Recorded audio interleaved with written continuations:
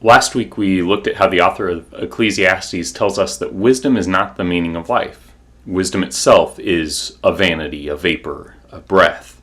So it may seem contradictory that today we are looking at an entire chapter worth of admonishment that weaves through the theme of wisdom from many different angles. Ecclesiastes 7 starts with this meandering poem that touches on many of the good and bad things that may come about in life. It sort of echoes the poem in chapter 3, birth, death, mourning, feasting, sorrow, laughter, weeping, mirth, rebuke, songs, thorns, oppressions, bribes, ends, beginnings, patience, pride, anger. The author compares and contrasts these things and ultimately seems to choose the less attractive options over the ones that we might prefer. But as the poem ends, the author tells us this: in the day of prosperity, be joyful, and in the day of adversity, consider, God has made one as well as the other. He tells us that each day, both the good and the bad, has been granted by God. Each day, despite the way we may weigh it in the ledger of good and bad days, is granted by the same Creator who made all the days. All of them are a part of the life which God has given to us. So why are some days good and some days bad? This is where, though the pursuit of wisdom is not the meaning of life, the author tells us that wisdom from the correct source is valuable.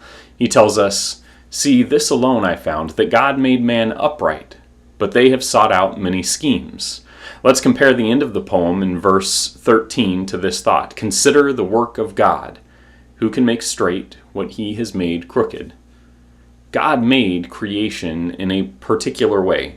And from a worldly perspective, we see that way as askew, off kilter maybe. It doesn't make sense to the kind of wisdom that the world values. In fact, the author is telling us that it is precisely this kind of wisdom, worldly wisdom, that is both foolishness and the root of trouble in our lives. Consider the story of the fall in the garden.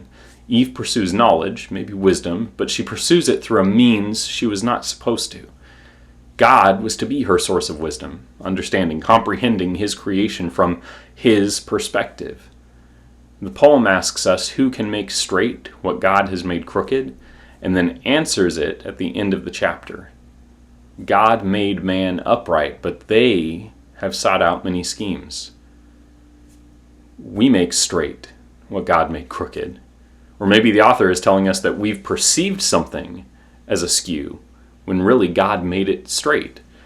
Pursuing wisdom, the wisdom of God, is a good thing. Allowing ourselves to look at things from his perspective brings many things into alignment. And while wisdom itself is not the meaning of life, accepting God's wisdom points us in the direction of that meaning. I love you. And I pray today that you would be open to adjusting your perspective so that you might bring yourself into alignment with God's wisdom rather than the wisdom of this world.